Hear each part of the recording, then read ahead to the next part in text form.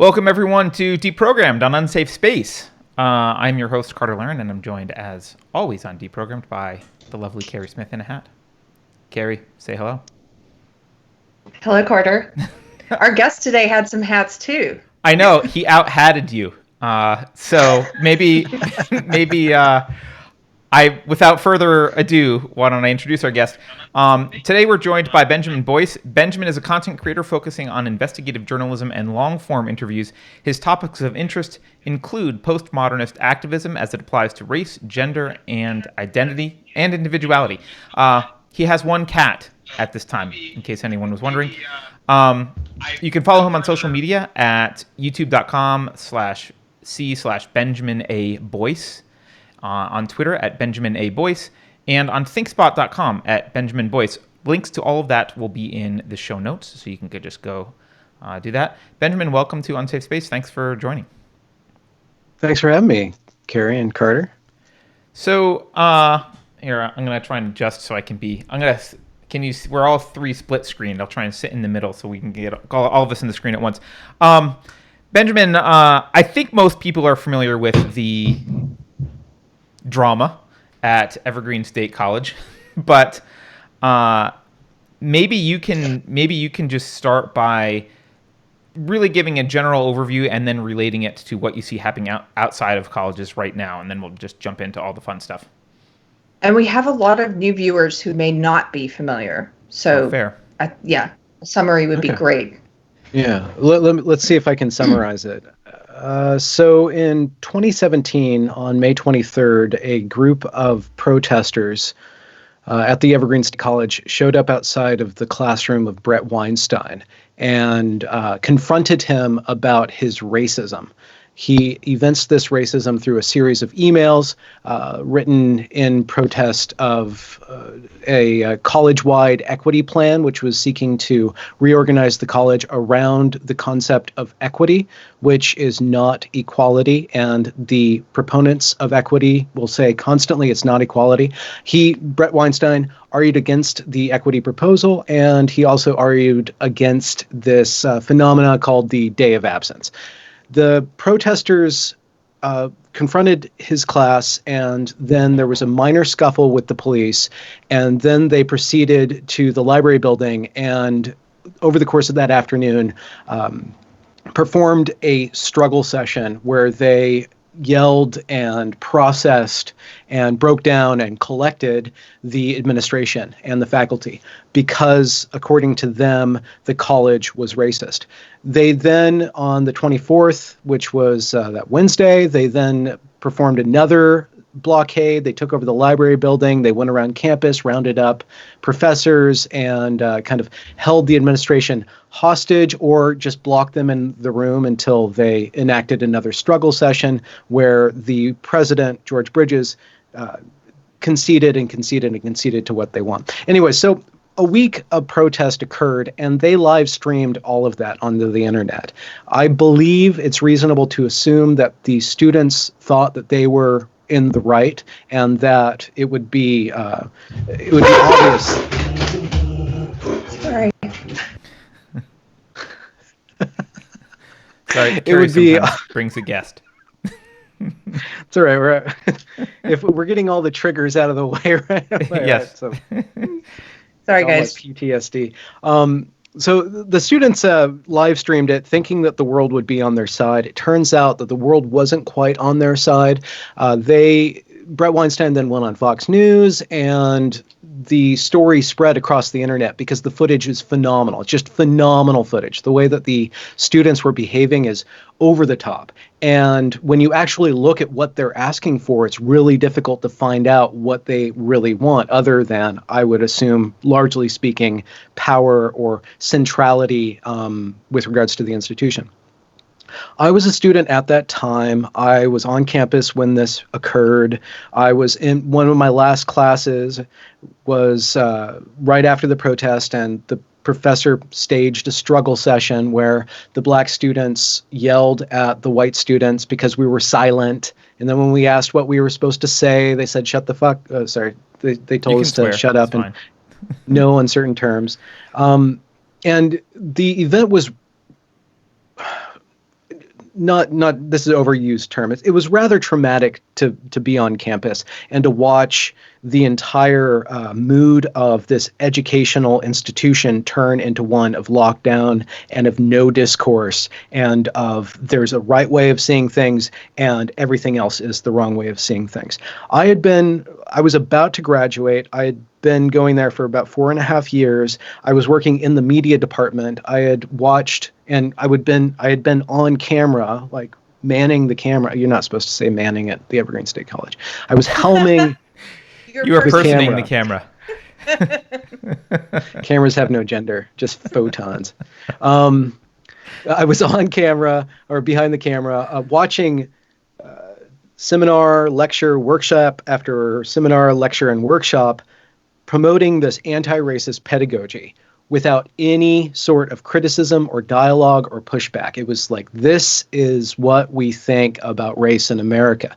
And to encapsulate this theory that they pushed upon the students, they basically said that it's not okay to not see race, that colorblindness is actually offensive, that you're denying people's reality and their lived experience if you do not see their color.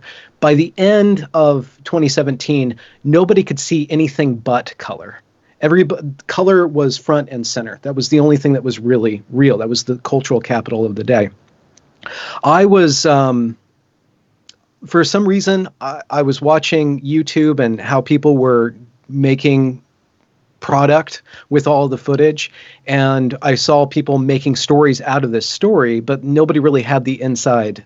Nobody was there. Nobody was telling about how this thing happened. They were watching the students behave this way, but they didn't see why they were acting this way. There was a lot of weird terms about whiteness being the most violent system to ever breathe, and all these sets of terms that are very common now were rather opaque. And so what I did was I began to speak out with a certain thesis that what the college was attempting to do was to force everybody to see every individual as a marker of their identity.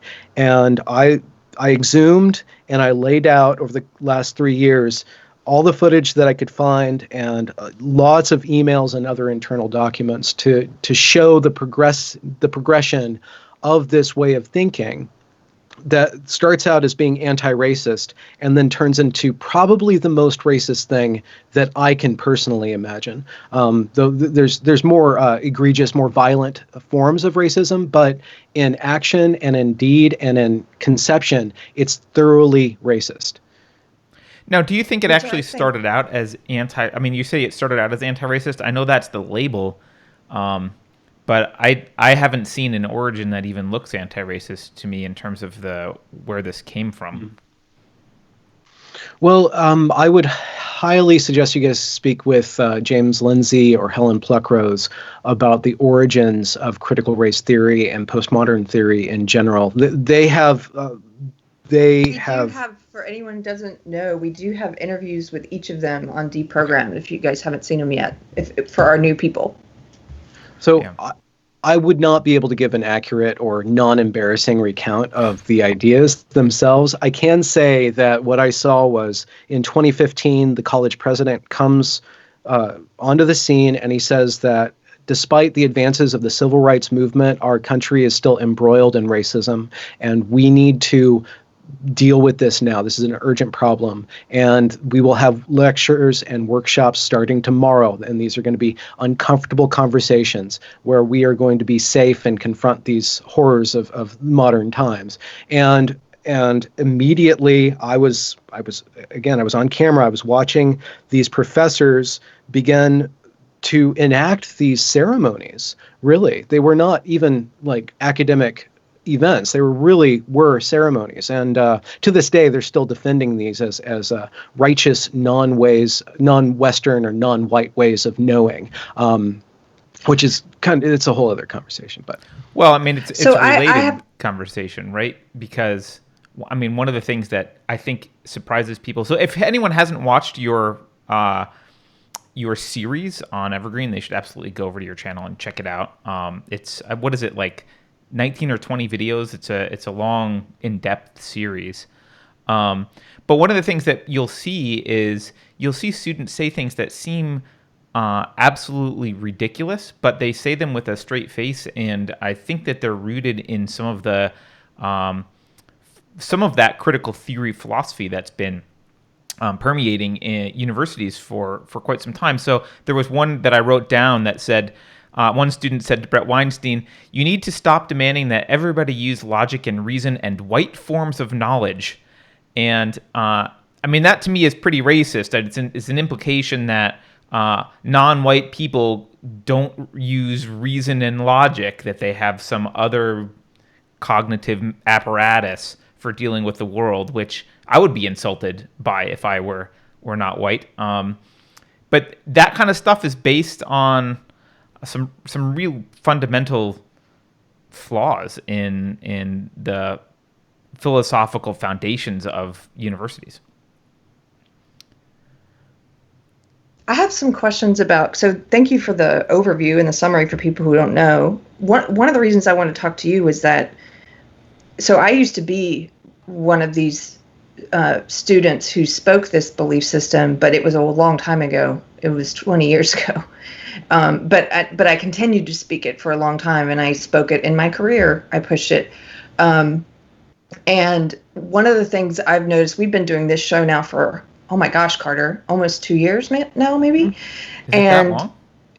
Yeah, well, in October or November, I think it will be. Okay. But one of the things we try to do is explain a little better about what my old belief system was versus what it claims to be. And I do contend that it actually, at its roots, it is a racist belief system. It's just that there are people in it who believe that it's anti-racist, and they really, with good intent, a lot of people will push it. But so what's happened in the past few weeks is I've seen this stuff that we've been talking about for the past couple years has now permeated the mainstream. And I'm sure you are getting lots of messages from people, because I am, and we don't have quite the following you do yet. And I'm getting messages from people who are scared, who are suddenly like, oh, I think I understand what you've been talking about all this time. And I really want to talk to you to kind of help people, if they weren't familiar with Evergreen, to encourage them to go watch your series. It's called The Complete Evergreen Story, like Carter mentioned. Looking at Evergreen as a blueprint for what's happening now in the mainstream, everywhere around us, what similarities have you seen already in their tactics? So I'm going to get into a little detail. And the way that I prefer to speak about this stuff is just to tell the story about what happened. I get lost really easily in theory, not because I'm not smart. I'm probably not smart, but because I just get really associative with all the ideas and I start playing around with them and I forget about making a point. I just start playing. But what happened was that on May 15th, one of the Evergreen students who would end up being a leader of the hostage taking, he posted a post on Facebook that said, "We want a mostly Black and people of color class about media to examine the ways in which Black people and other people of color have been represented and misrepresented."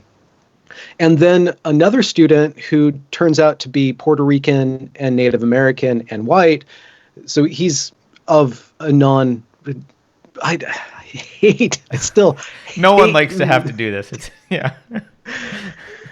Anyway, so another person of color, but not eventually in the literature that the students produce, he's a lesser person of color because they actually break him down by his melanin count. A person of less color. He's a non-Black student of color. Like that's how it's really crazy when they get into it. But anyway, so Jamil writes this letter about wanting a mostly Black and people of color class. And then Keavi writes another Facebook post that says, let's have a mostly white class to examine how white people have been misrepresented in this and that thing. And that post was deemed utterly racist. And he was dogpiled. And this was, ironically or not, in the Facebook class of 2020 Evergreen page. This cohort, they did the test run of what we're experiencing now, and now they're graduating at the peak or the return of this ideology. So I bring that up because the way in which the student body converged on social media to squelch dissenting views and to limit not just the window of acceptable discourse in the sense of what you can talk about, but how you can talk about things. It's inappropriate to engage in humor, in irony, in any other form of relating information or relating to the facts other than this kind of sanctimonious, very literal interpretation of this dogma. So it's a very inflexible mindset, and it self-enforces itself so that it will push aside any dissenting view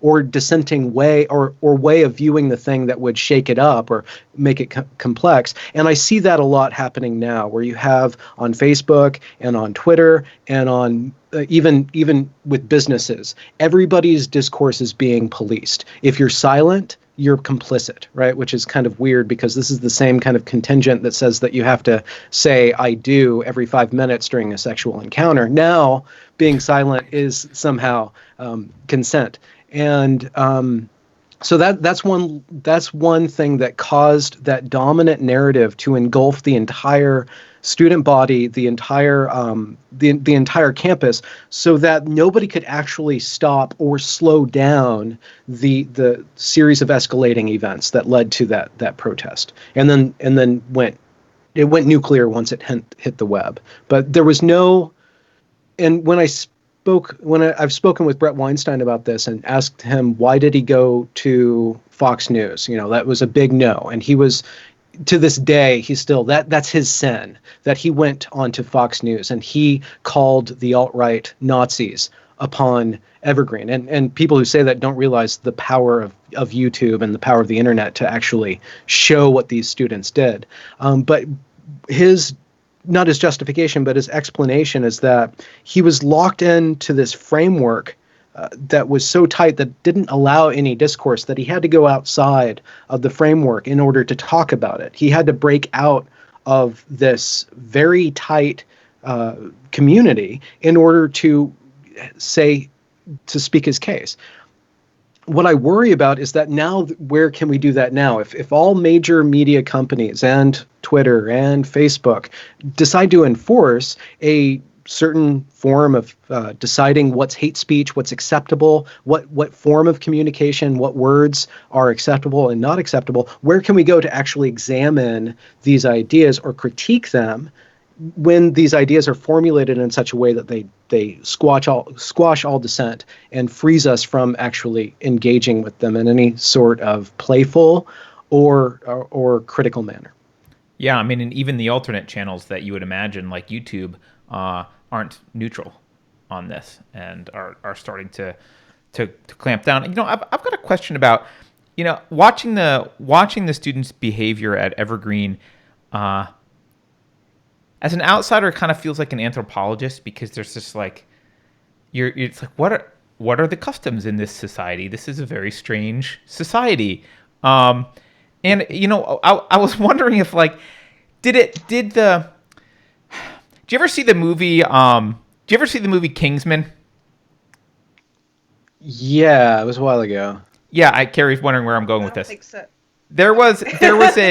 There's the bad guy, the villain, who's played by Samuel L. Jackson, has this chip in smartphones that makes everyone have uncontrollable rage. His plan is to purge the population by having them fight each other, and it's just irrational, uncontrollable rage.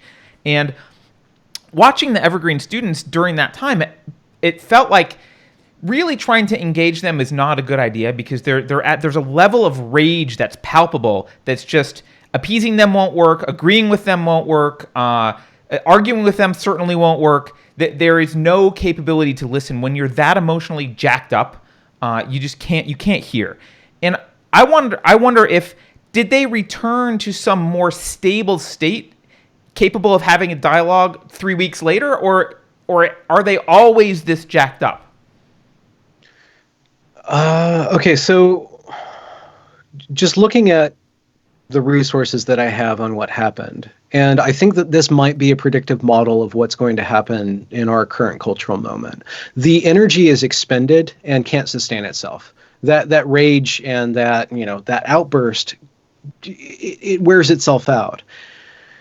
What actually happened in the wake was that the protest leaders were given positions of power to rewrite the student code of conduct, to give the freshman orientation on race relations the next year. And what actually ended up happening was that the George Bridges administration, he's the current president, and he was the president then, he used this event to clamp down on inter-faculty communication and to install even more administration with regards to equal opportunity. There's like this Office of Civil Rights, which has the effect of making every student complaint viable for an investigation. So if your student, and I've received some very quizzical complaints that then tie up professors and this really like this Orwellian kind of, are you speaking the right thing? Are you offensive? Are you not offensive? So the actual process of educating is now filtered through this lens of appropriateness and of hair-triggered offense. So in a way, they've doubled down. And okay, so you asked about the sustained range. What I'm expecting to see, and this is what I'm critiquing or examining right now, is how municipalities and corporations and institutions will use this to solidify even more control over their workers and over citizens by means of this righteous sounding thought policing. So that's going to be the lasting effect of this. People are going to have so much moral angst and desire to see justice now, and you see that. And this is something that maybe we could tease apart, because there is a certain amount, unlike Evergreen had nothing really, the basis of the protest isn't really there. Like when you look at it, there's no real actual racism other than against white men, actually. That's the only racism and discrimination that I've actually had documented. But with regards to the American story, there's plenty of evidence to support this narrative. And there's a lot of moral desire from good, well-meaning individuals to see reforms and stuff. What we need to do is separate just reforms and further progress from this regressive set of ideas that's labeled anti-racism. So do you think, one thing that's striking to me is, and Keri and I have talked about this, is that there are a lot of people, Conan O'Brien was the example that Keri used the other day, but there's a lot of people who are really falling in line with the demands, right? Their response to these demands is, okay, yes, what words do I need to recite? What actions do I need to take? How do I ceremoniously signify that I am I'm subservient to this ideology? They call it ally. Yes. I like to say SJWs don't have friends; they have allies. Yeah, exactly. And you lose them when you start to go against it. Yeah. Just something about a mass of students generally. In a civilized society, one of the things that you try and do is, one of the things that you do in a civilized society is you condemn the initiation of the use of force in human interaction, right? So we can disagree, but the moment I punch you for that disagreement, I'm at fault. Or if you threaten me and say I'm going to punch you, and it's a credible threat, if you don't agree, that's the initiation of the use of force. You've brought force into our interaction where it otherwise wasn't. And I was realizing that these mobs full of people, there's a few scenes in there where there's an administrator backed up against the wall. There's only one exit.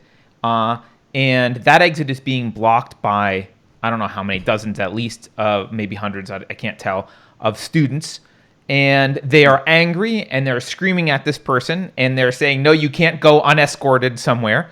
That is the initiation of the use of force. The mob is there to physically intimidate. That's why you form a mob. If they had grievances and didn't want to physically intimidate, they could have written them down, had a scheduled session with administrators to go through their grievances and have a more civil discourse.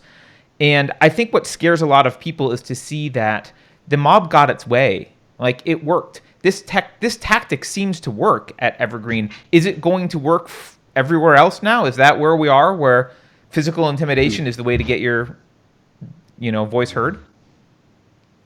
That's a good question, and that's one of the concerns that I had in dealing with the racist narrative of anti-racism that says that specifically white males are at fault and need to get to the back or to get to the front to do the bidding of this other group.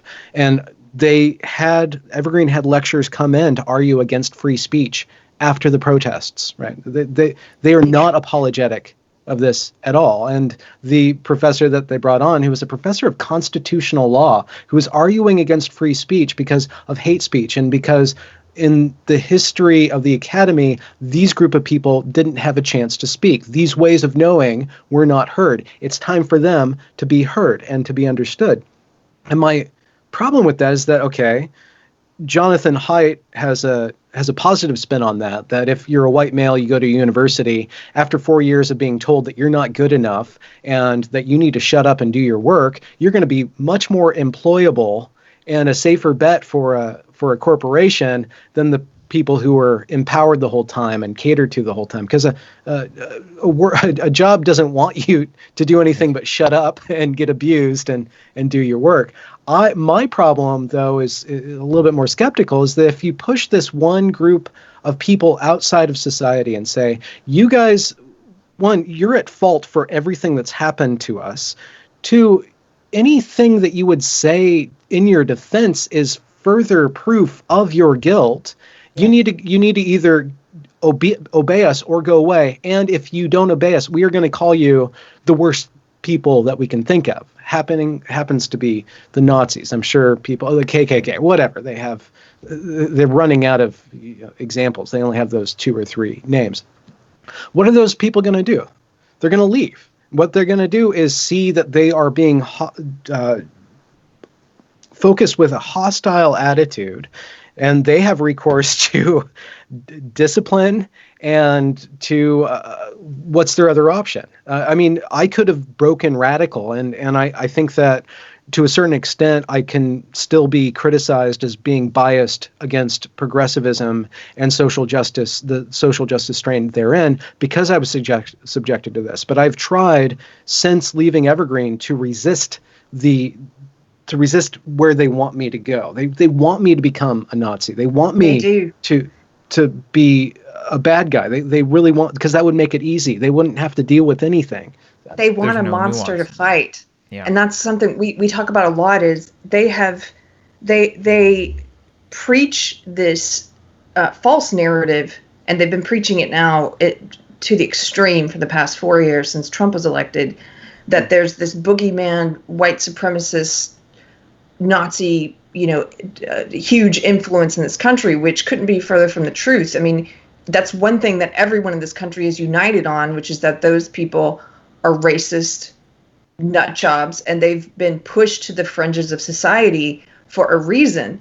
But what's happening is that they're manifesting what they want. They're manifesting the boogeyman they want. They're pushing people to that fringe. And that's one of the things I'm most afraid of.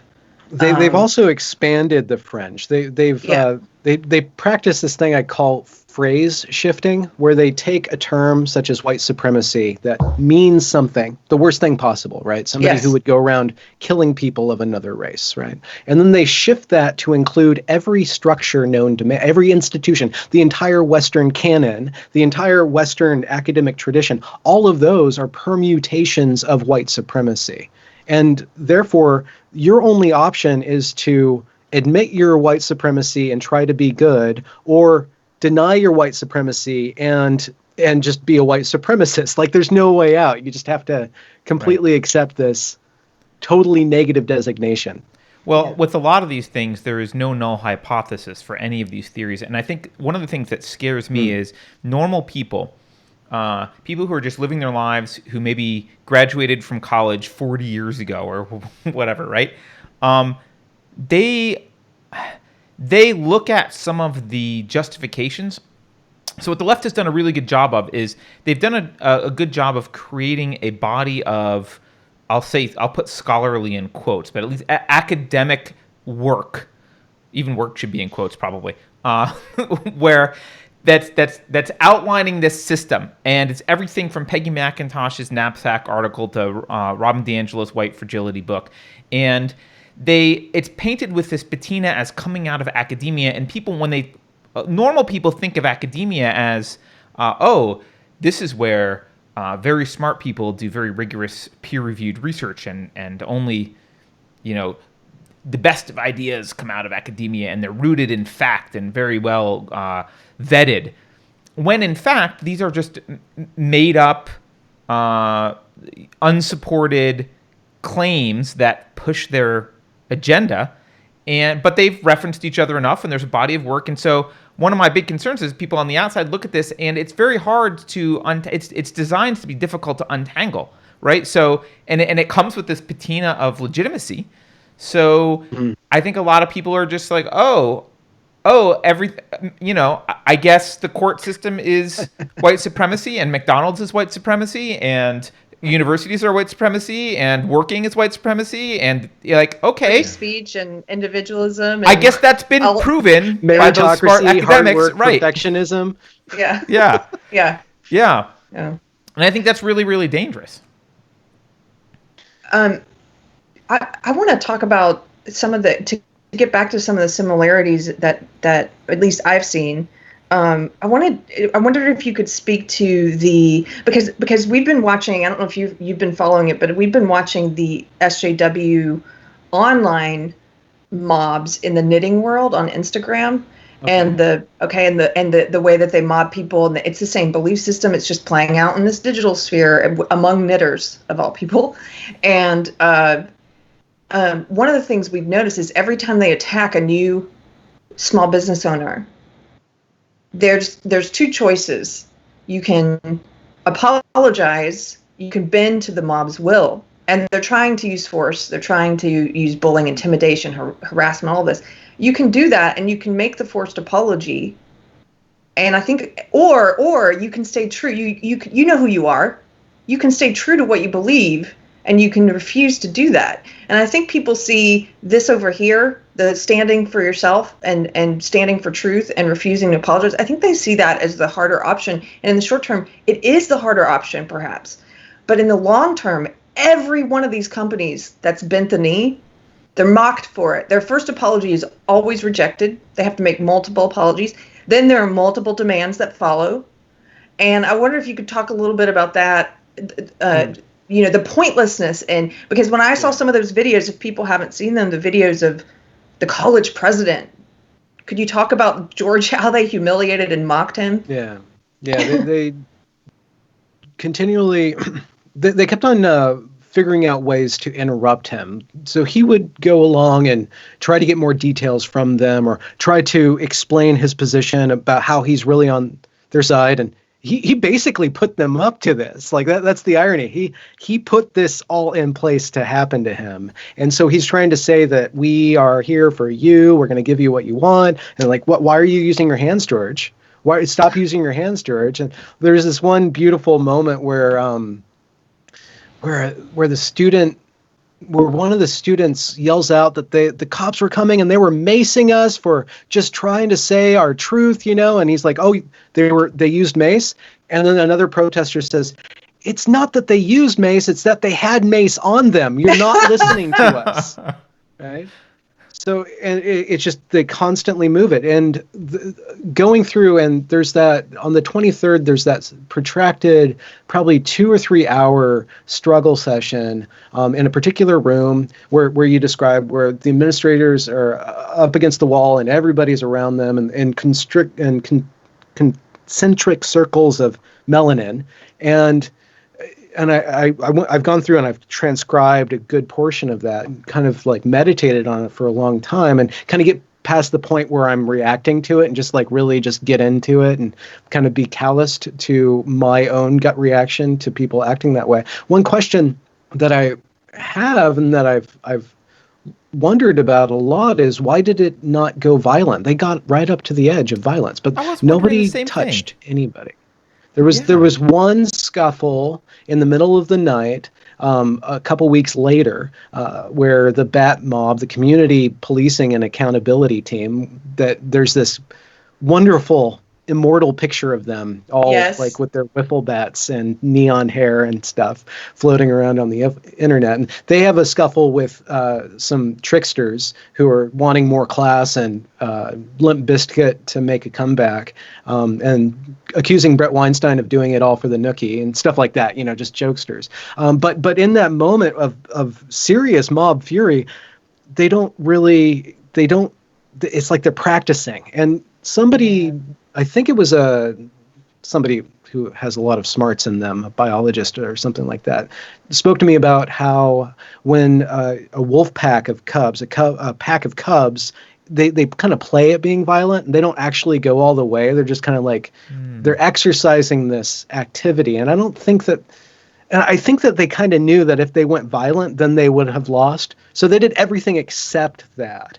And that really shows us that we've allowed this realm of discourse that is basically harassment, that if it was any other color doing that to any other color, even 1/10 of that would be considered violence and would be soundly mocked across all media sources. But that they went completely nuclear and no media source really got into that or could really look at that, it shows that we are allowing that level of discourse to be there for some reason. We're allowing these mobs to form for some reason. And I think it might have to do with the ways in which our reality has been shaped by social media and how we are kind of uploading ourselves into a subtle world, like this astral world that's made out of pure communication.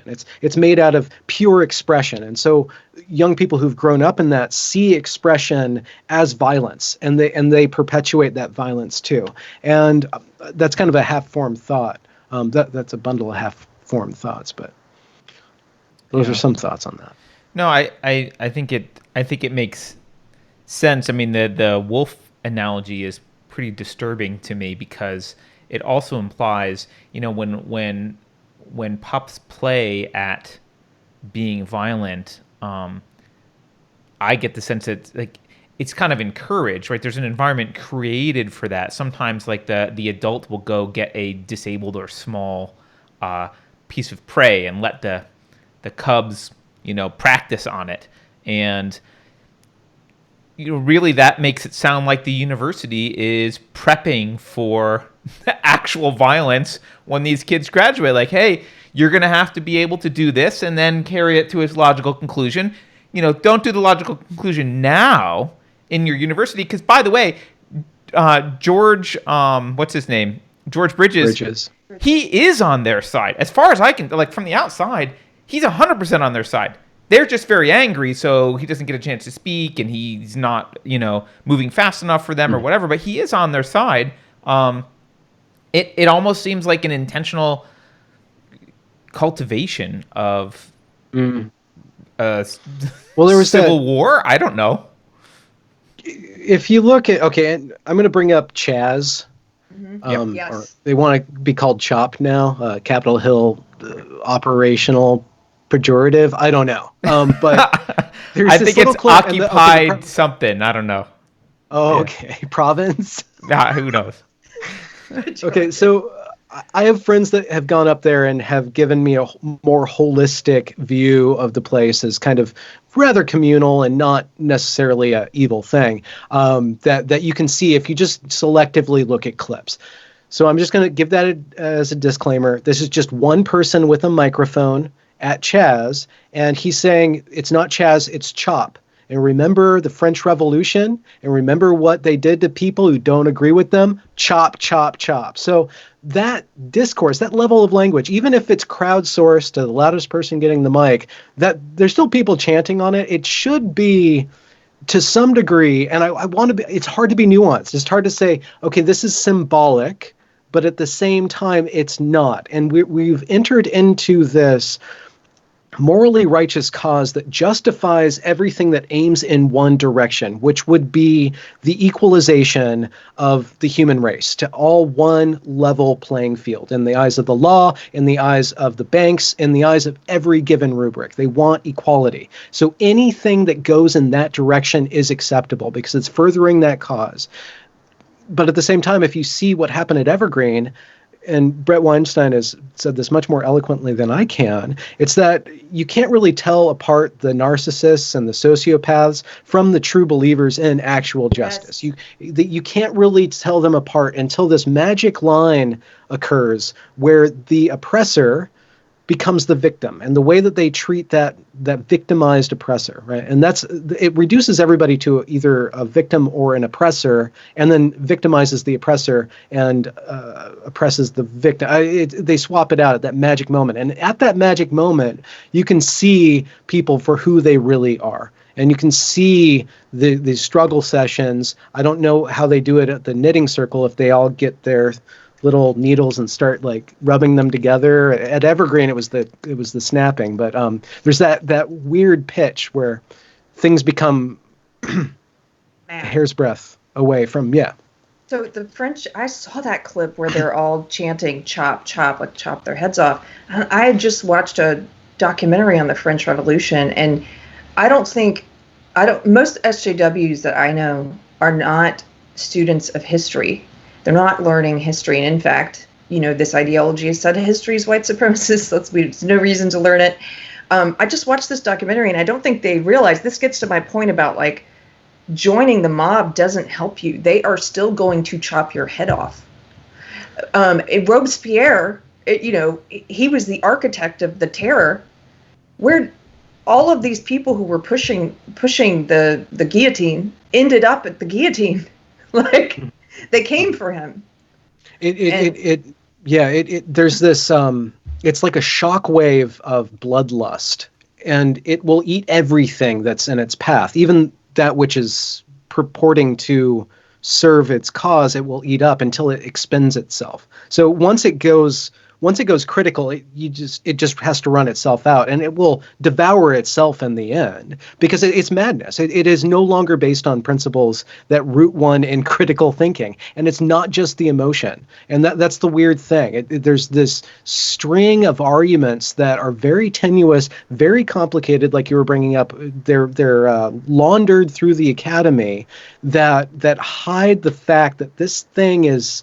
It's summoning some really deep dark forces, and you can think of it as a kind of a metaphysical force, and if you think about biblical terminologies, powers and principalities, there's something proto-human about it that will devour every human that it's made out of, and I think that in my investigations of this, I've always wondered, and I moved away from the race story because it felt too boxed in and too fraught for me to always be engaged in. And I went over to investigating the transgender issue and contacted transgender individuals who don't go along with this trans rights activism kind of glob that's constantly enforcing a certain way of behaving online. And I'm just trying to investigate what makes somebody immune to that. What are the qualities that cause somebody to be immune to that? What are some of the steps that somebody goes through to get out of that, and to resist it in the first place? Those are the real questions, right? So we can spend all day, and we reach this point as an internet subculture of anti-SJW product content creators. We can spend all day critiquing it and commiserating how awful it is, but you really have to understand, why is it attractive to people, and how do you convince them not to go down there? Like, those are the questions. Well, that actually brings us to a question someone in the audience just brought up, which is, how can we get through to people who are so far gone?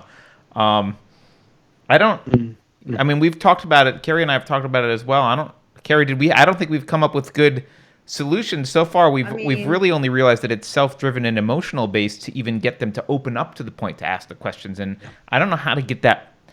Once that door's open a little bit, there's lots of stuff you can talk about. But getting that foot in the door, getting them to consider even the possibility and calming their emotions down enough that they could even question in any sort of objective sense what they believe. I don't have any answers.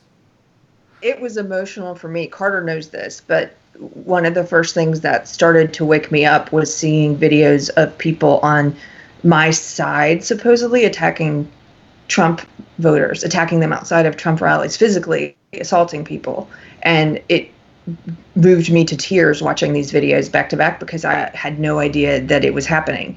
And I didn't magically leave my old ideology the next day, but that was the beginning. That was like the crack for me in what I had previously believed.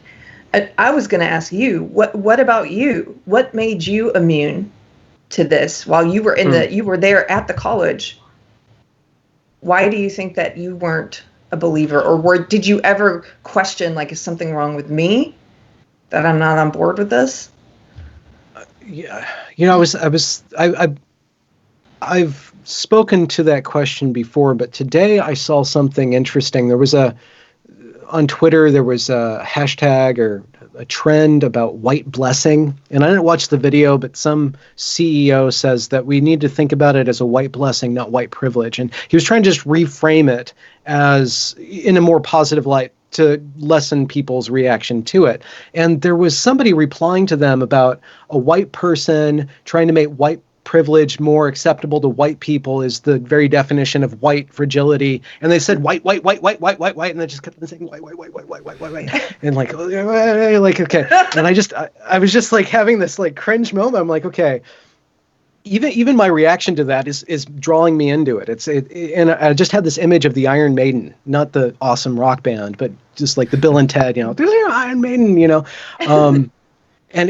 And what if it's so claustrophobic? It's just so claustrophobic. It's like, okay, I am white, you are black, and I have to feel this thing, and there's just no room to like actually resonate with the bounty of life. Like there's no connection with that which is the power and the source of all goodness in the world. It's so limiting and constricting, and it pulls you down into this concern and this care and then this guilt and this shame, and it hijacks those emotional compasses that I use to regulate my own behavior. And I have a pretty strong, we're getting into psychology. I don't want to sound like self-obsessed, but I'm just trying to understand what it is. But I have a very strong guilt complex where if I do something wrong or say something wrong, I will stay up for nights thinking about that. If I make a mistake,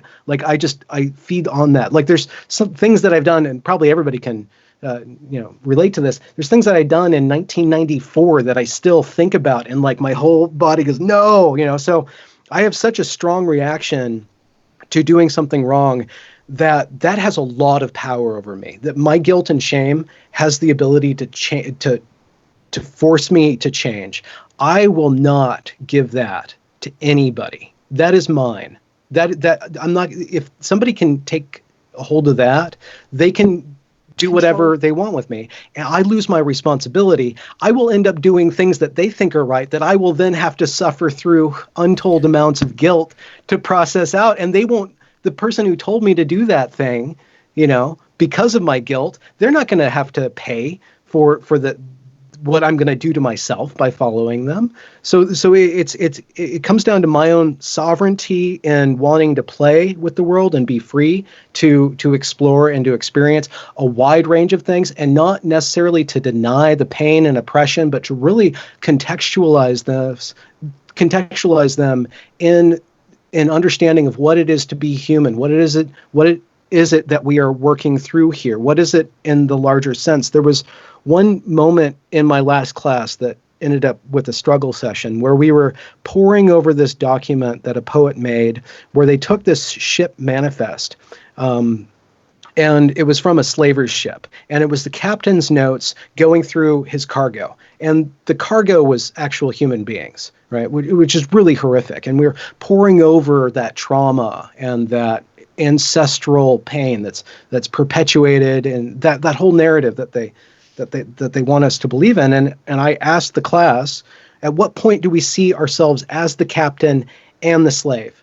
And once we can see that, is that not when we actually move forward? And what happened at the Evergreen State College is that they concentrated so much on themselves being slaves that they had no choice but to become that slaver and to dehumanize everybody else. They were unable to really contain both of those states and pass through them. They got caught in that loop and just perpetuated it over and over again. And I don't want to be swept up in that. I mean, you're almost. I don't want to. This sounds accusatory of the social justice people, so I don't mean it to sound this way, but it almost seems to me that there's some sort of healthy sense of self-esteem that's kind of necessary to be able to reject someone else trying to place unearned guilt on you. You have to have you seem to have this psychologically this desire for self-preservation that I'm not sure that everyone shares. Which I know sounds crazy, but there is a lot of dysfunction in the world, and I when I see the people washing the feet of other people and kneeling and even George putting his hands down, right, and like meekly, Sorry. right, yeah, sorry. There's just you can't. I look at that and I think I see someone who has no respect for themselves in how they're just responding, and they're willing to just be someone else's puppet. Yeah. And they mocked him for that. Like when you mentioned, they told him, "Your hands are aggressive" or whatever. You put your hands in your pockets. He did, like a toad. He like you said, no self-respect. He complied. He put his hands in his pockets like a piece of dirt, and then they laughed at him and mocked him. Why? Because even they don't have, nobody has respect for that. Not the people demanding it don't have respect for that either. Nobody has respect for that. It was shocking to watch. Yeah, it's very interesting to hear people's response to George. It's very easy to call him a toad, to dehumanize him, because he kind of did that to himself. There's this piece of footage. Vice came through and they did a 10-minute, 12-minute documentary right after the protest happened, and they got some really choice interviews from the different people in the story. And they asked, the interviewer says, so your students say to George, so your students say you're a white supremacist. Are you a white supremacist? And George says, no. Well, maybe. And the guy's like, wait, what? He's like, well, it depends on what you mean by white supremacist. Am I a person who's white with a position of power and privilege? And it's like, okay. But what I want to bring up and what I find troubling in the washing of the feet and the demanding for our mayors, the mayor of Olympia, she bowed to the mob, and she had the chief of police.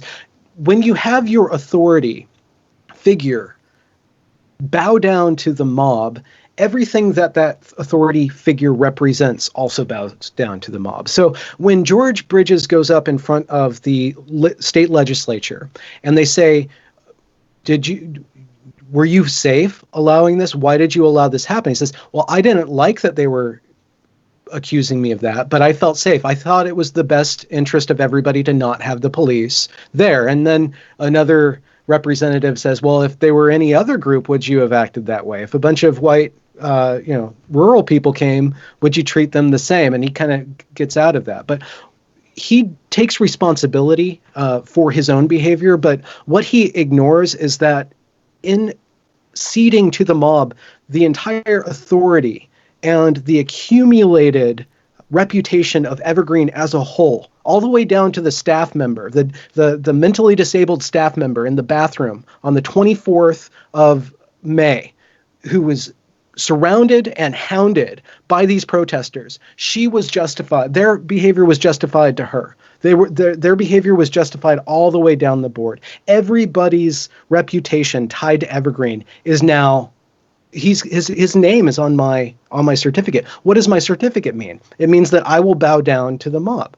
Like, that's what his name means. So when we have these leaders, and we need to, this is a big question, because I think a lot of leaders nowadays see themselves as panderers. Like there's this inability to have strong leadership now. Yes. And all we have now is Trump as strength, which is it's the worst possible strong leader that you could have. That's what we deserve, because we have lost our backbone. And George Bridges didn't not have a spine. He had a spine, but it was sinuous. His vocal tonations change in every room he speak to the people he's around. The way that he speaks, he'll take on the Southern drawl if he's around the black students, which is incredibly racist, and then he'll get really uppity and terse when he's talking to, well, not uppity and terse, but like very formal when he's talking to the legislature. I think that's indicative of the crisis that we're seeing now, with a lot of authority ceding itself to the protesters, because we either have a vision of the abusive authority figure or the weak authority figure. There's no real, what are we missing there? Our culture is missing that strong individual. And if you see what you're bringing up with the I don't want to say quillette, but the quilting people, it's testing the leadership. And you can see, if you stand against the mob, you're going to lose a lot in the present, but if you give to the mob, they won't leave anything behind. It's a pack of piranhas. So we are going through this, and what's going to eventually be corroded is either everything or the strongest things. What does it mean to have integrity? What does it mean to be actually righteous? What does it mean to actually serve your community? What does it mean to have actual empathy that doesn't patronize and infantilize that which those people who you have empathy for? It's a crisis moment in our civilization, but it's also a test and a wake-up call for us to return or figure out how to be good people surrounded by this technology in this time of this very slim moment of superabundance that we have. I want to give you a standing snap-vation. Oh no, you snapped. I'm sorry. I'll give you jazz hands. Excellent. Jazz hands. It seems like this is all related to back to what you said earlier. This view of the world where everyone's divided between oppressors and the oppressed.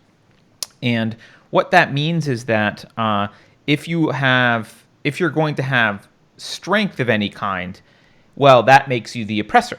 And if you're not going to have strength or show strength in the situation, then you're being oppressed. And what that rules out is two strong people interacting as equals with each other, neither oppressing nor being oppressed. That dynamic seems to have been eradicated from the norms of social structure on campus, at least from the Evergreen thing. And that seems to be where we're going, because I think George actually, my suspicion about George is I think he's on their side, but I think he doesn't respect them. I think he's pandering, and he's trying to, say what he needs to say to get the people that are the rabble-rousers to shut up. And he views himself as an elite who is here to navigate the masses towards the same goal. They have a goal, but they're not, he needs to guide them in how to get there. And he needs to pander to them when necessary. But he's not speaking to them as someone who actually respects them. Because if you respect those students, you say, you weren't a slave. You say, like, you don't have a right to keep Brett Weinstein from leaving his office. What he said wasn't racist. Like, you need to be exposed to opinions that you don't like. You stand up to them and you confront them, and that's not oppressive. But it seems like that middle ground has been lost. I don't know if it's even a middle ground. I don't know.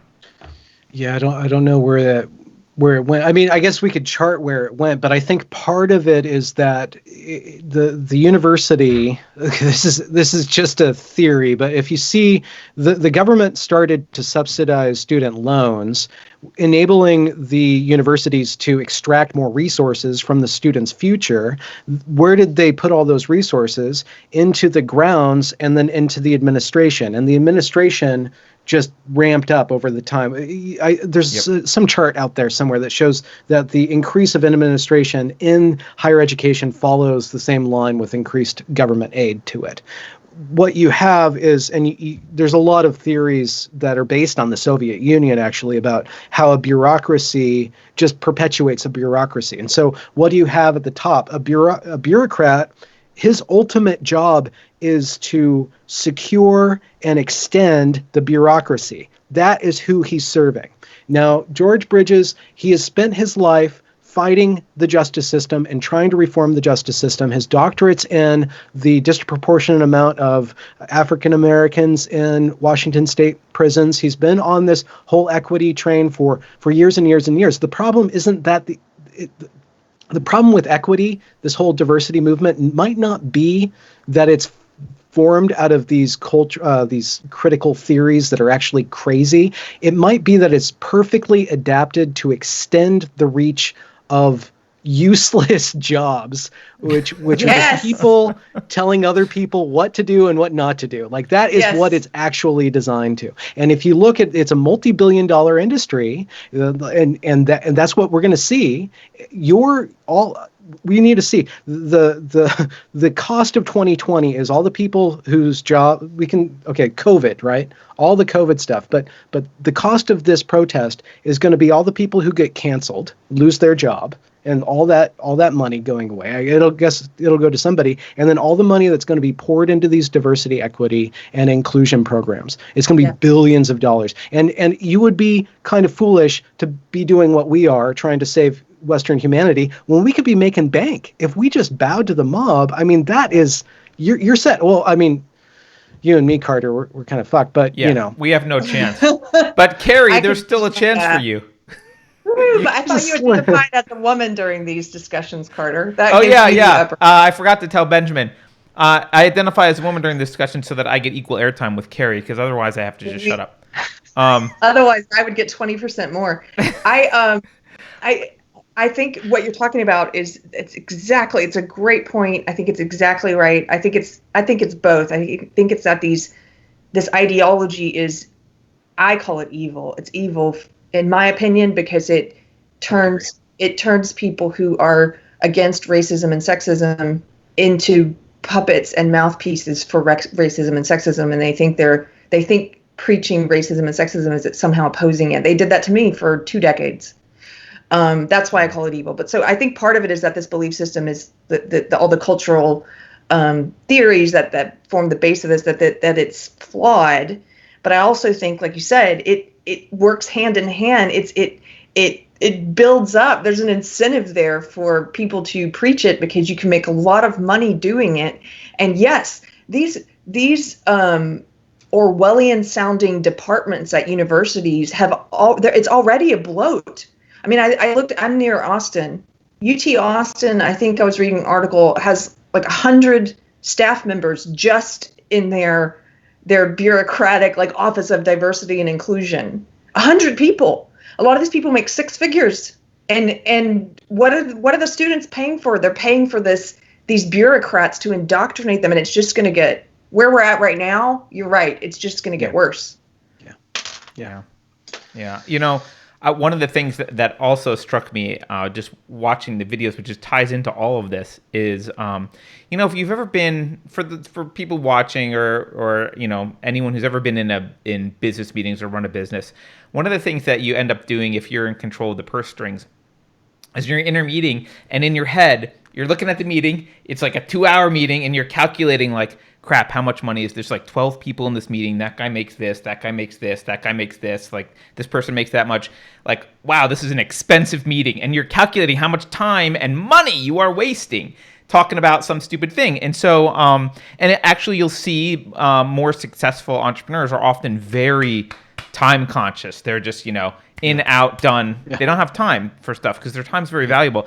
I watched that video, and one of the things that I was thinking was, not only do you have these bloated administrations, and I think, by the way, Benjamin, you're spot on that government loans play a role in this, absolutely. But I was looking at the students and thinking, look at how much time is being squandered. And if they're here for 4 years and this is mostly what they're doing, what a tragedy. So much human potential just flushed down the drain and wasted. They could be learning anything from how to be a great poet to theoretical physics. It doesn't matter.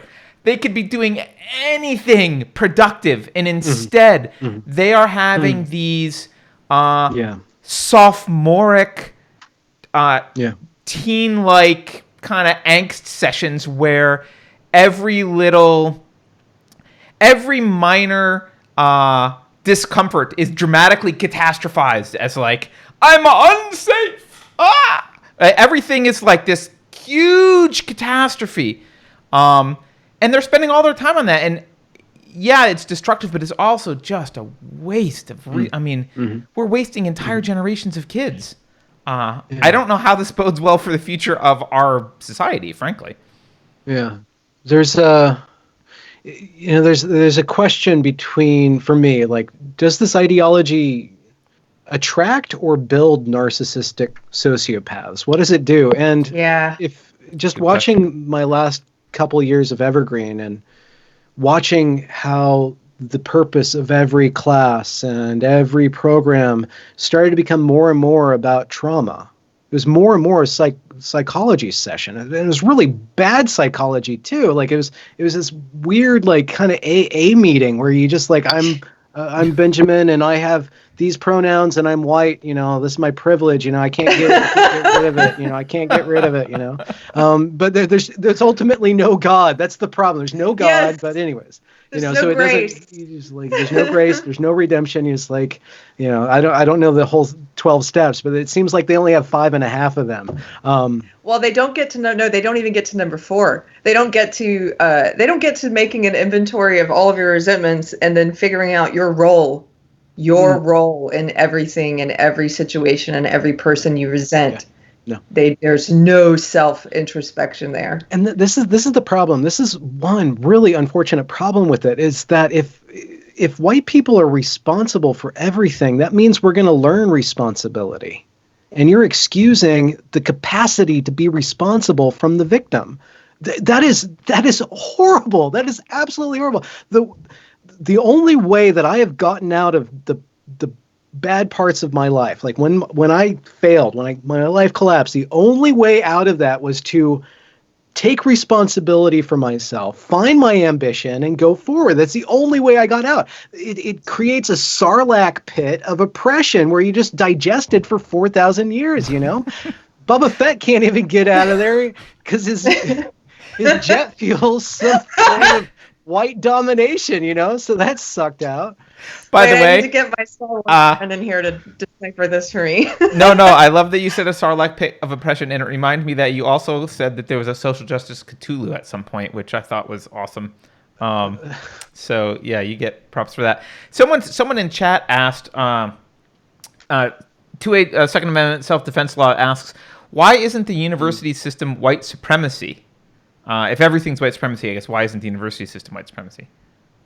It is. It is white supremacy. I think it is. They say it explicitly. There's this talk that is given by Felix Bratheth, who is the head of the TRIO program, which is about incentivizing marginalized, whatever that means, students to get into college, right? It's basically an outreach program for low-income and minority students. And he has a bunch of these high schoolers come to the Evergreen State College campus, and this is 80 days before the protest.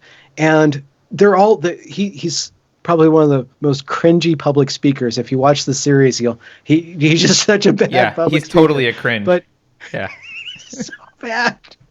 It's amazing how bad he is, and everybody just kind of follows. But the students aren't paying attention to him. But he keeps on showing these images of 1958 or 57, where you have black people being yelled at by white people and black people being chased by dogs and beat by police.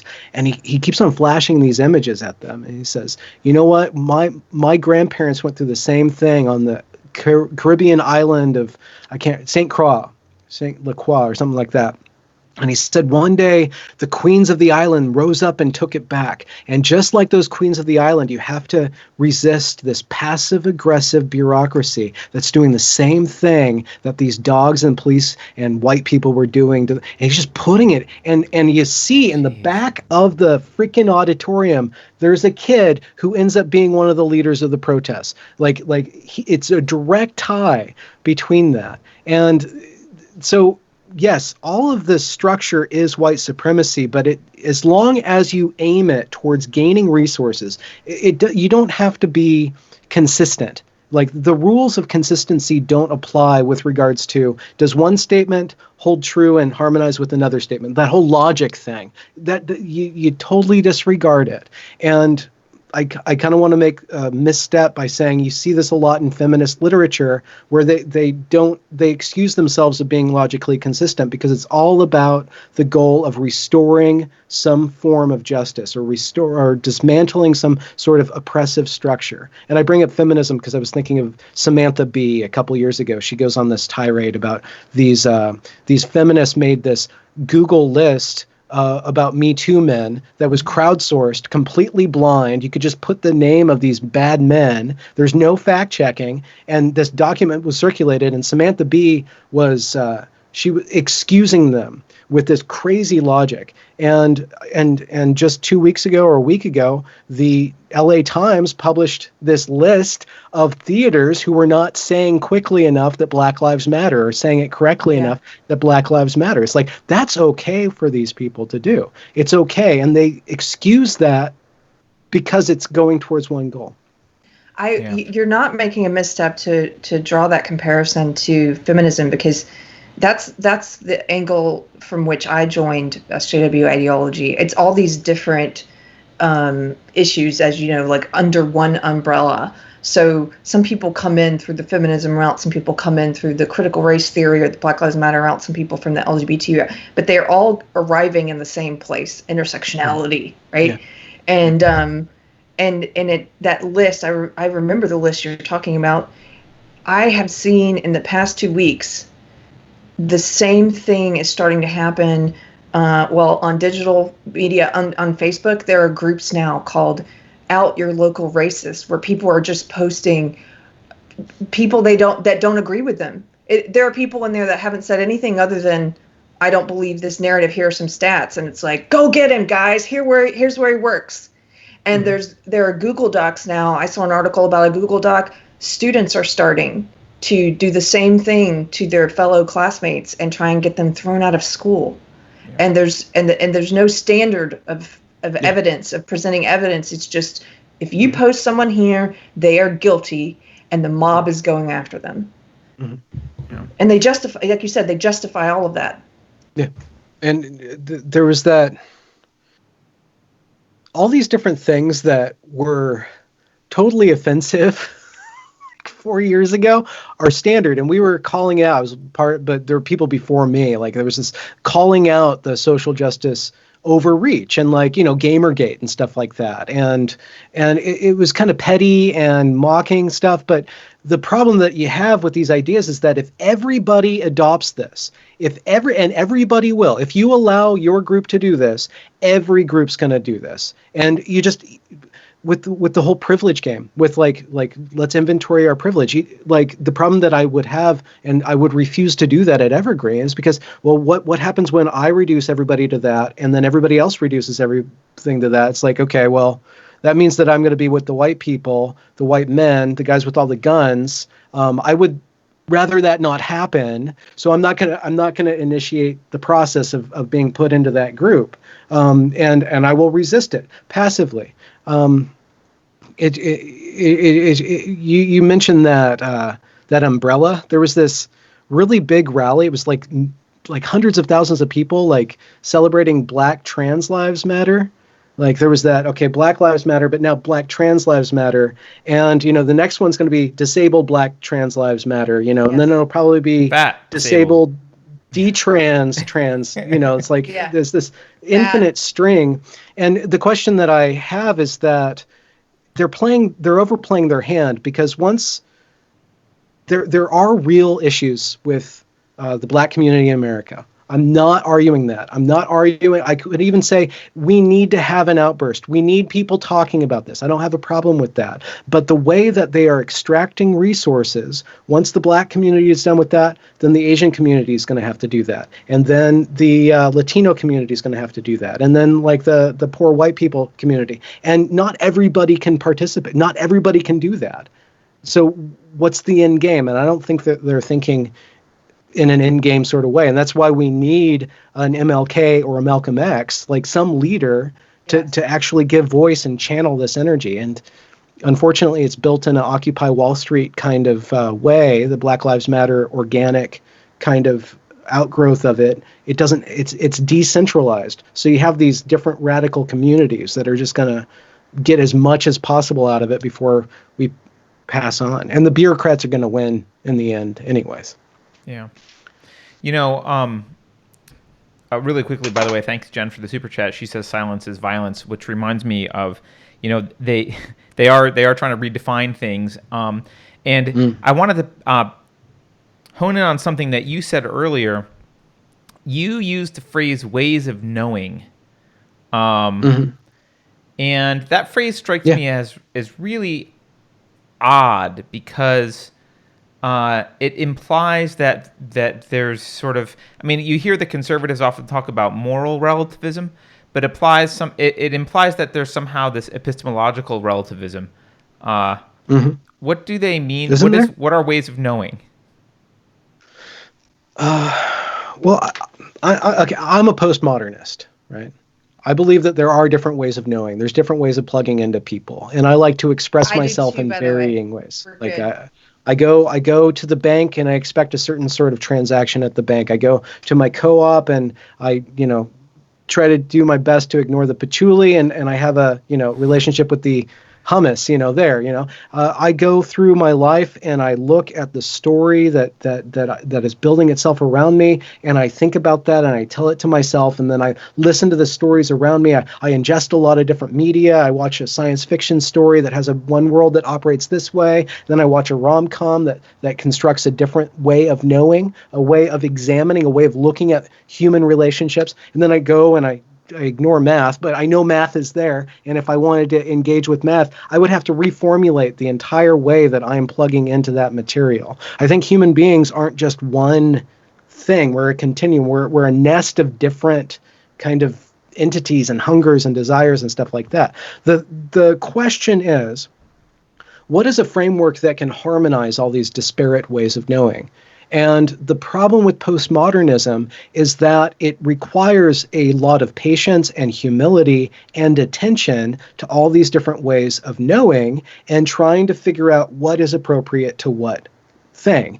What the postmodernists, or I think of it as there's Jedi postmodernism and Sith postmodernism.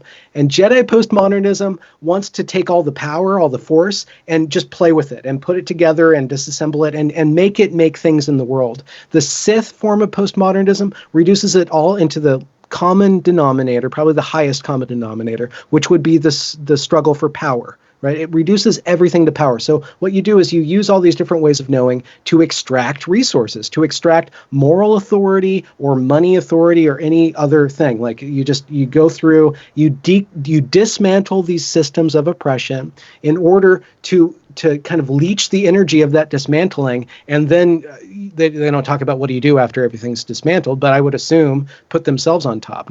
The thing is like you need to dismantle and mantle, and those are two other ways of knowing, So the question is, what is the one attitude or kind of constellation of values that allows you to interact with this diversity of experiences, these diversity of cultures, and this diversity of drives and hungers, and cumulatively produce a good self, a good family, a good neighborhood, a good, just a well-functioning, just, righteous, community that stacks up. What is that one way of knowing that can constellate every other way of knowing? I don't know. I think that religion was really good at tying all those different ways of knowing together. Like Christianity was good at tying the priestly class and the monks and the peasants and the kings. Everybody had a place in that strata. We had liberalism. Liberalism was really susceptible. The Enlightenment is really susceptible to people who want something stronger than this kind of removed aesthetic experience. This detached academic way of viewing the world is very susceptible to saying to this whole, we're going to use it for power. Because we want to feel something. We want to know something. And the scientific inquiry doesn't allow you to know anything. It doesn't allow you to be certain. You have to postulate humility constantly. You have to have a relationship with ignorance, a positive relationship with ignorance. That's very difficult. And when you have a populace that has been denied critical thinking, they cannot sustain that. So they go into what feels good and what matters to them.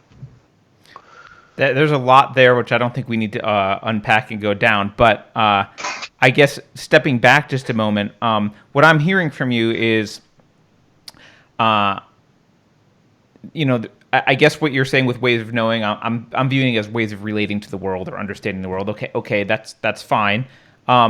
But in terms of humans interacting with one another, there needs to be some agreed upon standard for, hey, is the sky blue or not? How do we talk about it? How do we measure it? How do we agree on this fact of the universe or not? And it seems like there's a breakdown there between what, I don't know if you would call it the scientific method or Enlightenment way of having that conversation, and what's happening on campuses and now in the streets, which is, I feel X, therefore you need to. I feel offended, Brett, therefore you are offensive, right? Or therefore you must change your way, because my feeling is there's almost it's almost that there's like a metaphysical relativism. My reality is that I was offended, and your reality is that you weren't intending to offend, and my reality trumps your reality, QED. Yeah. Well, isn't that because the value set that is active there has something to do with the safety, I guess. Like there's a moral value that's at play there, like that care harm kind of matrix. Like that, but is it's not actual we're safety, seeing, right? They're using the word safety, but they're not actually safe. But everybody's susceptible to that way of thinking or seeing, because that is the dominant moral foundation of what's going on. Like that's the dominant frame. It's that we avoid harm and care as much as possible, and we care more, and we allocate our care according to who's more harmed or harmed, right? And that incentivizes, unfortunately, and they don't think this through, it incentivizes people to be harmed, because then they get that resource of care. Like it's lopsided. It's a lopsided morality. So that's how I would see that particular way of knowing acting itself out. You're making me think of Jonathan Haidt's The Righteous Mind. Yeah, where he talks, the care harm principle is something, if you guys haven't read it, we did that in book club, but if you're new to the channel, you should definitely check that book out. I think you'll enjoy it, especially if you like what Benjamin's talking about right now. Real quick, Little Ragamuffin sent a super chat. Thank you, Little Ragamuffin. She says, SJW logic is fluid. It will follow the path of least resistance and devour everything in its path. I don't actually know what that means exactly. Are you fluid? I'm 70% fluid. Yes, I don't see why an ideology can't be. Do you mean ugly water? bags of mostly water? Yes, we all are. Yes. But,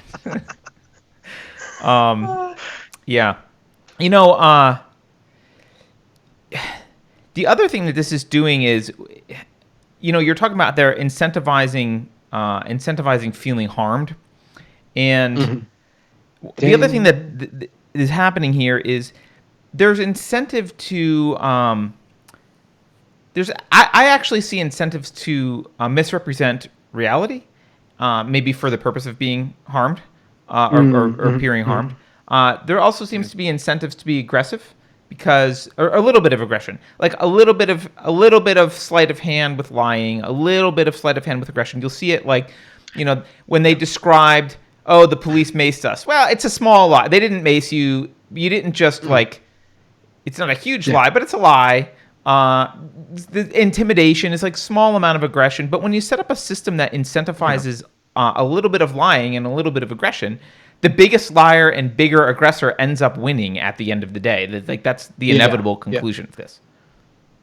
That's the same that's the same criticism that's levied against meritocracy, though, because meritocracy is not perfect. If everybody works hard, they don't all get ahead. You can't just pull yourself up by the bootstraps. That takes a really short, narrow way of looking at human society, because I think we've set up a society in aggregate that if everybody acts as though merit is what we are going to base everything on, it will largely, even though the liars will get ahead, the cheats will get ahead in every system that keeps most people honest.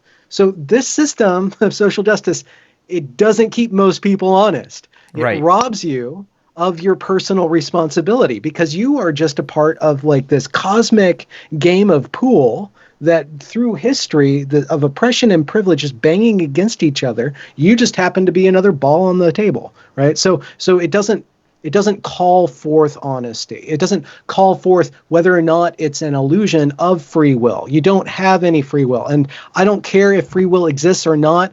I get ahead and I feel better with myself, and I can actually engage with value if I believe that that's true. And if I'm in a community of people who believe that you have responsibility for your actions. There's no responsibility because the responsibility is thrust upon history. Again, like I said at the very beginning, it's taking this bird's eye sociological view of identity groups, and it's trying to implement that on the individual level.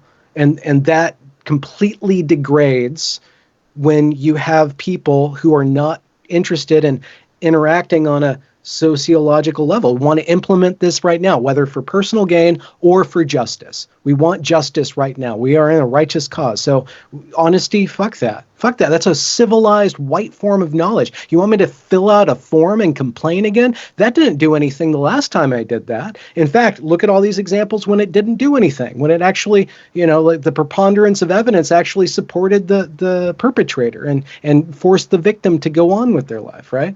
So Right. I So want to ask you a go ahead. question about. Can I interrupt for a second? Yeah, So, Keri, you're very quiet all of a sudden for me anyway. I don't know why. give us some power, Keri. Okay, let me get closer to the microphone. I don't know why. I wanted to ask you, we talked about some of the similarities between the meltdown, what I consider the meltdown and the madness at Evergreen, and the madness that's happening around us now. What was some of the fallout at Evergreen? Like what might we be able to expect? Not you don't have a crystal ball, but I know Evergreen has suffered in a number of ways, one of which is a really sharp decline in enrollment. Yeah. Which is ironic, right? I've brought this up before. They were prophetic. It was prophecy. The whole thing is prophecy. George Bridges was right. He was right. Racism is the most important topic of our time, right? Jamil and all these protesters to America, they were right to stand up and force this institution to pay for sins of institutions past. And the whole thing worked out the same way, in a way. And if you look at the people who survived, who are still there, they have a completely different narrative than I do. They had commencement, graduation ceremony this last Friday and Saturday, and Bridges gave the same speech he gave in 2015 about racism being the most important topic of the day. And my first professor gave a graduation speech where she talked about the protest as, students really wanting us to change, and how we celebrated that. They incorporated that. They see that as just. They see these protests as indicative of a system of oppression that needs to change. This is a moment where we need to reckon with this one topic and filter it through this one. This is my problem with it. Filter it through this one lens that I don't think is helpful at all. So what was the fallout? This is the question. Evergreen lost enrollment because people had better options. If you want to learn how to be a social justice progressive, you look at what Evergreen produces, and they aren't really efficient. Actually, they made big fools of themselves. I want to fight for justice, but that was going too far. So I'm just going to go up to any other college now. You can learn that stuff exclusively anywhere. If you want to learn something else, you're going to have a hard time nowadays. So what's the fallout of that? Our major institutions of media, of academia, and then of a lot of these companies, they're all going to get on board with this, and there's nowhere else to go with our money. So they're just a bunch of leeches are going to pop up. But nevertheless, the authority to the average person of the New York Times, towards the New York Times, like the authority of the New York Times is going to take a big hit. The authority of the Academy is going to take a big hit. Whether in 5 years or in 25 years, they're blowing it all right now for this cause, and they're not really thinking it through. So I think ultimately it's going to be the collapse or the dumbing down of the efficiency of a lot of these institutions. Whoever is possessed by this is going to degrade the quality of their product, whether it's education or a widget that you buy. It's all going to be degraded because it's going to be filtered through this lens that has nothing to do with whatever particular service that they're offering. You know, by the way, Kenton Truck in chat says trade schools don't have these crazy issues. I don't know. Maybe they will soon if they don't. They already. Will. They in Washington. They're already having it. They're already there. But it seems like now's a time because it's a minority of people, I think, even though they're very vocal, it's a minority of people who support this way of educating, or at least it's certainly not. There's certainly a plurality of people who don't support it. Let's put it that way. It seems like now's the time for a university to stand up and explicitly reject this, or for someone to found a university doing this. And I know University of Chicago had a statement that was pretty clear about not having safe spaces. And you know, I just wanted to get your thoughts. Are there places that you know of that are standing up to this and saying, no, we need to have open dialogue, we need to have freedom of speech, we need to challenge each other with ideas, and not shut down discourse? You know what? Going back to an earlier question about why I'm resistant to this, it's because I just despise institutions. I just hate them, no matter what they're for. It's like I want to be alone. I want to do my own thing. So you asked me that question of like, they're going to corrupt you one way or another. They're stains on the human race that we unfortunately have to have, because I benefit from institutions, but I try to back away. So I don't know. I think that ultimately my guidance for people is, if you can't confront somebody who believes this directly, just create content that gives them a place to think about it that's not confrontational, right? Like, and that's why when I went to another topic of exploration, I just interviewed people. I didn't go in there with a set of ideas about what gender is, what sexuality is, what feminism is. I'm like, let's talk about sex, baby, and I just asked other people. And I produced a broad amount of content of just people talking about their experiences. If we can recenter, I'm shifting the conversation, I'm sorry, but if we recenter like a way of knowing that's more akin to the novel rather than the tweet, more akin to, this is a story, and my life took place over a series of events where I had some suppositions that were confronted with data, and I slowly changed. And now I either was right and better at being right, or I was wrong and I'm closer to being right. And shifting the discourse around this kind of this way of knowing that's very reduced into these statements, into like the thought, the opinion, the idea is something that a person has. Like I possess the thought doesn't possess me. What we see now is people being possessed by this thought, where they're going around saying that racism is in everything. It's the defining characteristic of our society and everything in our life. And it's like, no. Okay, let's talk about that Sunday that you had. Like, let's go through it. Let's pull it out, So that way of plugging into each other, more akin to a character in a play or a novel rather than somebody at a podium. Yes. I love this. Yeah. Well, there definitely requires just an ounce of nuance, I guess. And to push it back to your thing is, if we have institutions filled with individuals, right? that are speaking on their own, that will be the way forward. We need a majority of individuals standing up to these institutions that would reduce them into identities. That's the thing. If we all go back to that I work, I'm exchanging myself for this job for something that has nothing to do with saving the world. We're not here to save the world. I'm not here to save the world. I'm here to do my job and try to make the world better in this one small way. Yeah. Right. And that, not to say that racism isn't something that we can don't confront. I'm kind of tired of it. I think that it's really thin and it's really ripe for abuse because people can't really get their head around it. They just assemble all these little instances of people being rude to them or actual disparity, and then they make this big story out of it that they can't actually act out without acting it. I want to plug something real quick before I forget. Heterodox Academy is, somebody mentioned it in chat, and it's an organization created by Jonathan Haidt, who we mentioned earlier with The Righteous Mind. And it's a great resource if you're an educator, administrator, if you're a parent who has kids in school or is looking at where and weighing options on where to send your kids for school. I would definitely check it out. It's heterodoxacademy.org. Just wanted to plug that before. Maybe now's a good time to go through a couple super chats that people want to make some comments here. 2A Self-Defense Law says, the great obstacle to discovery isn't ignorance, it's the illusion of knowledge. What you think you know will prevent you from learning what you should know. Yes. They're definitely, I mean, that's... I don't know about that. You don't know about that? Tell me about it then. I was trying to practice what he was preaching. What do you mean? He was I see. It went right over my head. I get it. Sorry, I'm a bit slow today. Nice. And we have one other comment that I want to bring up from Loquacious Primate. I guess we're all Loquacious Primates. That's great. In Sex Ecology, Spirituality, Ken Wilber talked about many of these issues with postmodernism and identity politics in the 1990s, but he also incorporates a spiritual framework into the picture. I have no idea what Loquacious Primate is referring to, but maybe you do.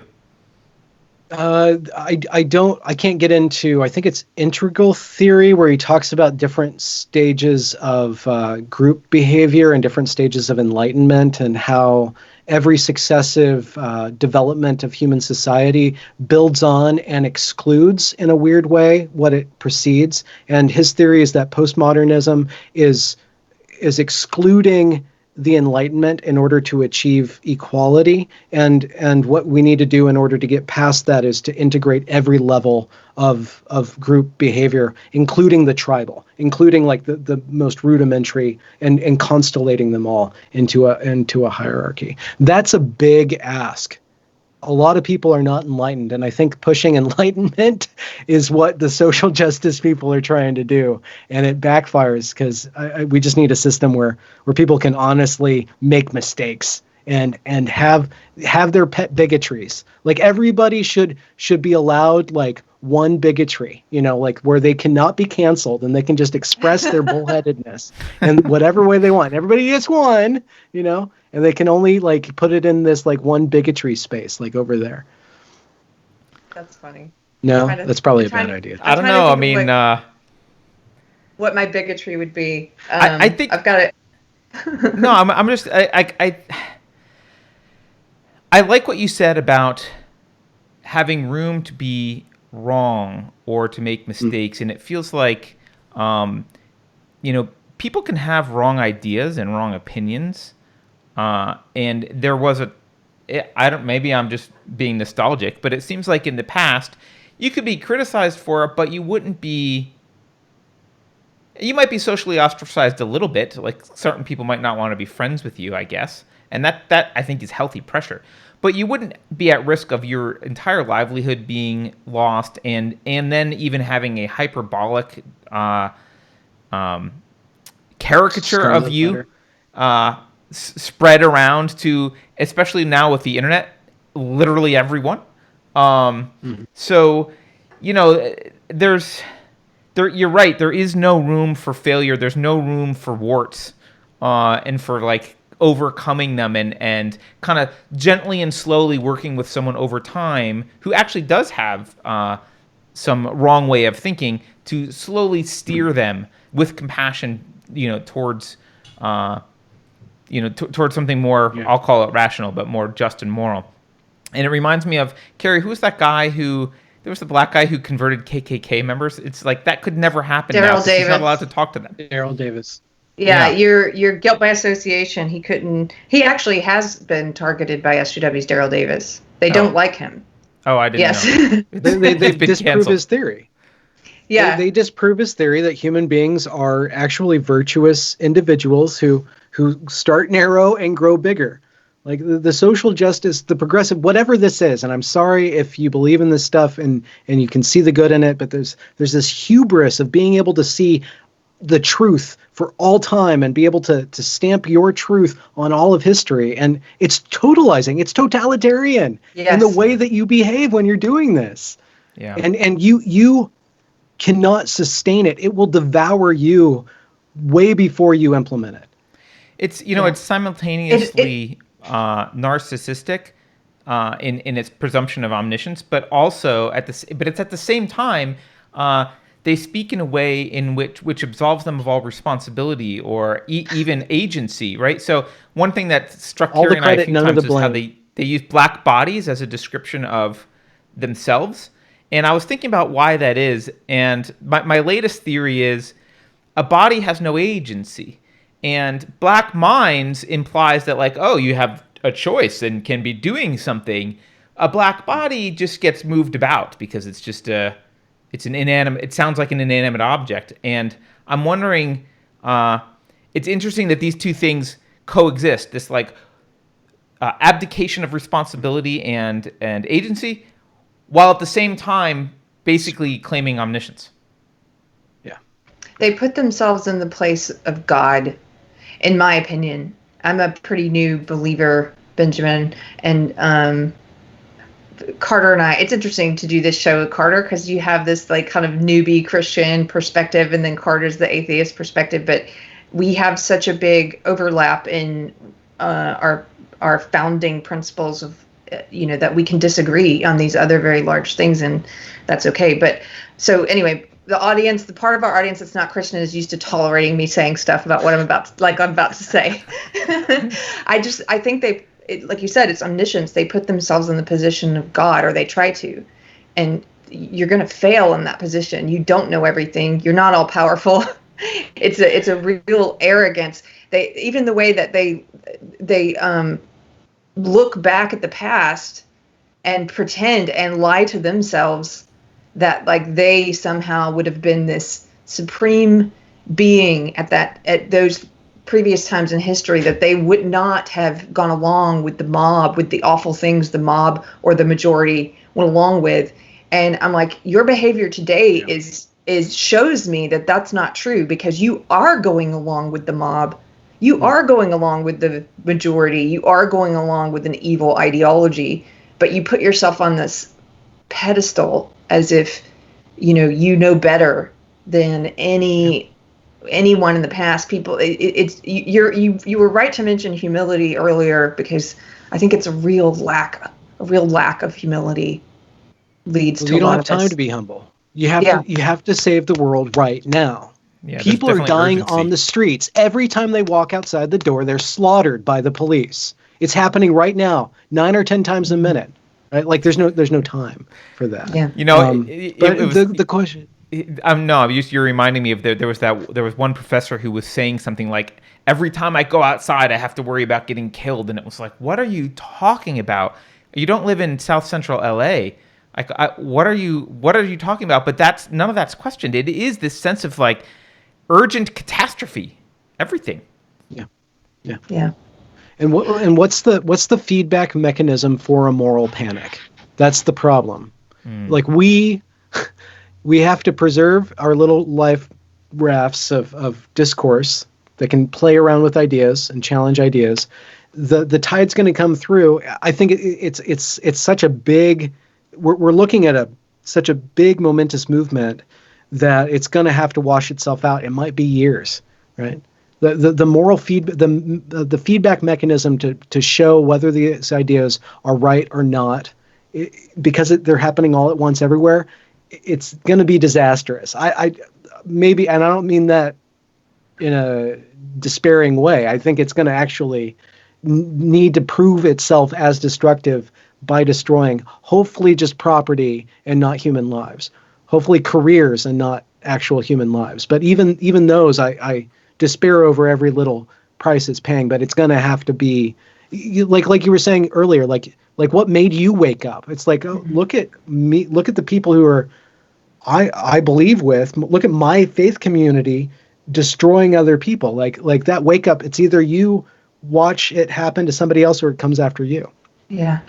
And what we need to do is provide content for people, in a way, a safe space for people to kind of like to detox and to think through and to deprogram themselves by interacting with the world in a more adult, ultimately more mature frame of mind. Can you give us a Star Wars analogy to tell us to give? That's what you were. I'm so ignorant, but that's what you were dropping earlier, right? Can you drop some kind of Star Wars analogy about the light at the end of the tunnel? Oh, well, ultimately the Star Wars 9 trilogy, I don't know what 9-part series is called. They succumb to the darkness of horrible writing. So they do indeed. You know what? I think, unfortunately, the writers of Game of Thrones, you know what they did to season 8? Did you guys watch that? I did. That's what's going to happen. Yes. Like we're not only in the darkest timeline, we're in the darkest timeline with the worst possible fucking writers writing the script. So it's gonna be a disaster. Not only like just everybody's gonna feel bad about it and wish it didn't happen. Like it's not just that the rubble of civilization's right there. It's like, did we have to like the reasons weren't really that good to begin with to do this, guys. Well, there's my analogy. Thank you for. It was a Game of Thrones analogy, but I think it'll pass. It'll be okay.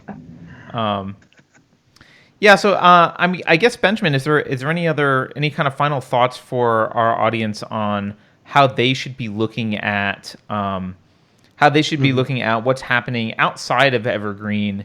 And how they should maybe respond to it in a way that minimizes, to use a leather language, to minimize harm. Right. Yeah. I think that the best thing to do is to keep your tabs on it, but don't let it drown you. Like really foster relationships with yourself and other people that engage with the world in a way where it's not falling apart, you know? And you know, this is so social justice-y. Like, it's self-care. You really got to practice it, you know?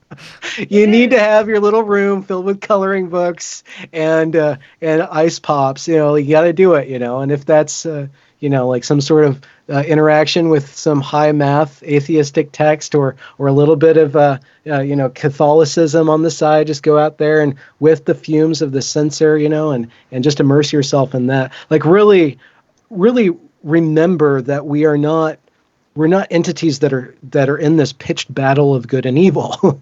like that is a good way to frame your life if you want to have a short life, a short and really powerful life. Go ahead and go down that route. But there's so much little subtle things in the world that we lose sight of when we get involved with this magnificent and massive sort of storytelling. So go into it, but pull yourself out. And when you're interacting with it, because it's coming for you, ask little questions of the person. Try to get them to tell it in a story. Try to get people to really work it out. How do I actually perform this? If I have all this privilege, what do I do? And can I pay it off, or is it always with me? Or how many generations do we have before? Like, here's my first. Yeah, you want my first son or my first daughter? Like, is this prima nocta? You know, or what are we doing? Seppuku should just happen now. Should I just? Yeah.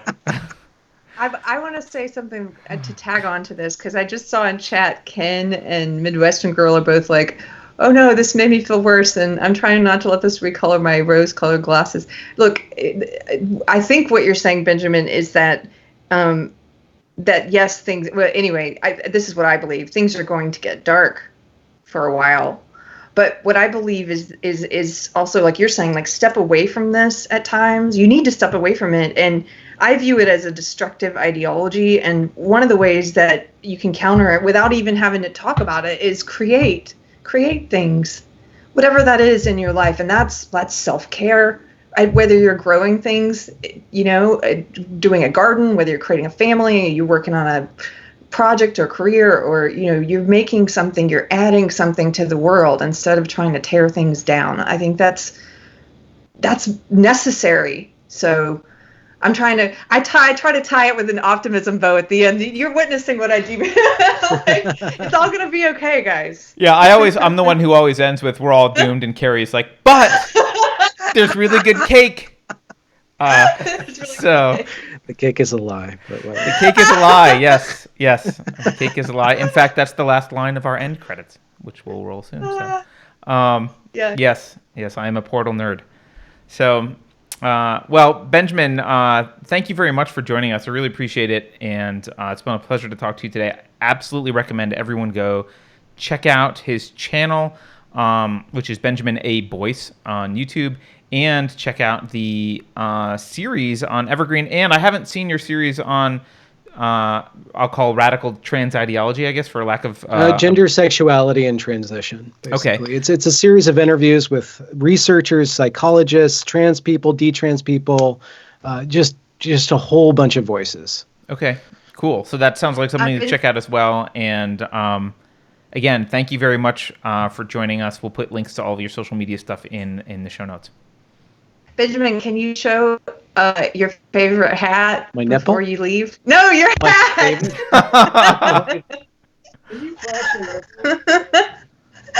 No. You guys just have to see what he treated us with when we joined. He definitely outdoes Keri on the hats. Oh, there you go. Wait, we're missing the... that hat. Your green screen's cutting off your... yeah, there you go. I dig it. I dig it. Thank you. Cool. Yeah, thanks for having me, guys. All right, well, thanks. Take care, Benjamin. All right, guys. Ciao. Thank you, Benjamin.